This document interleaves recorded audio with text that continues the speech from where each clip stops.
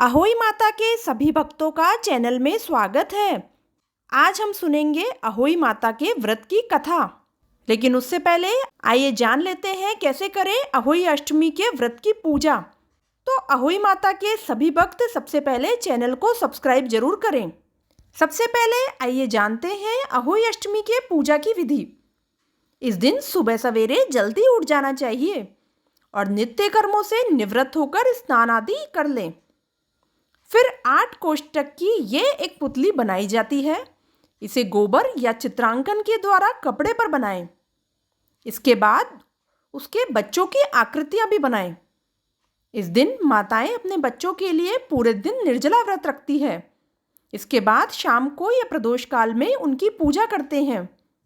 जिस करवे में करवा चौथ के दिन जल भरा जाता है, उसी में अहोई अष्टमी के दिन भी जल भरा जाता है।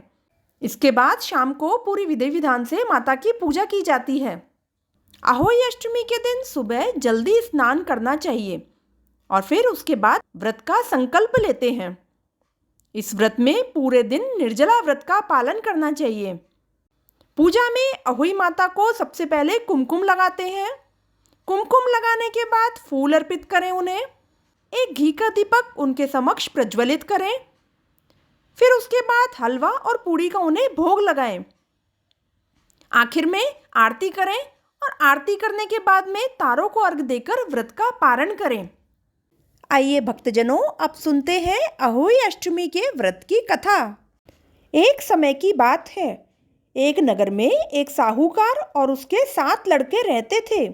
दिवाली से पहले साहूकार की पत्नी घर की लीपा पोती के लिए मिट्टी लेने खदान गई।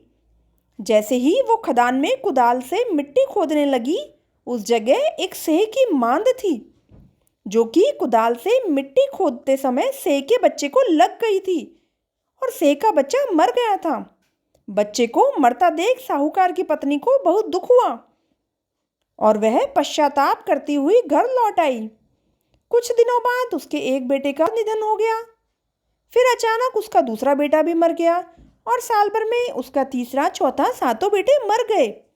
अपने बेटों के जाने के दुख में डूबी महिला ने अपने आस पड़ोस की महिलाओं को बताया कि उसने कभी भी जानबूझकर कोई पाप नहीं किया, लेकिन एक बार खदान में मिट्टी खोदते समय अनजाने में उससे एक सेह के बच्चे की हत्या हो गई थी। उसके बाद से ही मेरे 7 पुत्रों की मृत्यु हो गई। आसपास की औरतों ने साहूकार की पत्नी से कहा कि यह बात बताकर तुम्हारा आधा पाप नष्ट हो गया है, और साथ ही सलाह दी कि तुम उसी अष्टमी को भगवती पार्वती की शरण लेकर सेह और सेह के बच्चों का चित्र बनाओ और उनकी आराधना करो, उनसे क्षमा याचना करो। भगवान की कृपा से तुम्हारे सभी पाप नष्ट हो जाएंगे। साहूकार की पत्नी ने ऐसा ही किया। कार्तिक मास की कृष्ण पक्ष की अष्टमी को उपवास और पूजा अर्चना की। इसके बाद वो हर साल नियमित रूप से ये व्रत रखने लगी, जिसके बाद से 7 पुत्रों की प्राप्ति हुई। हे अहोई माता, जैसे उस औरत के पुत्रों की रक्षा करी, वैसे ही सभी की करना। अहोई माता आप सभी का कल्याण करे।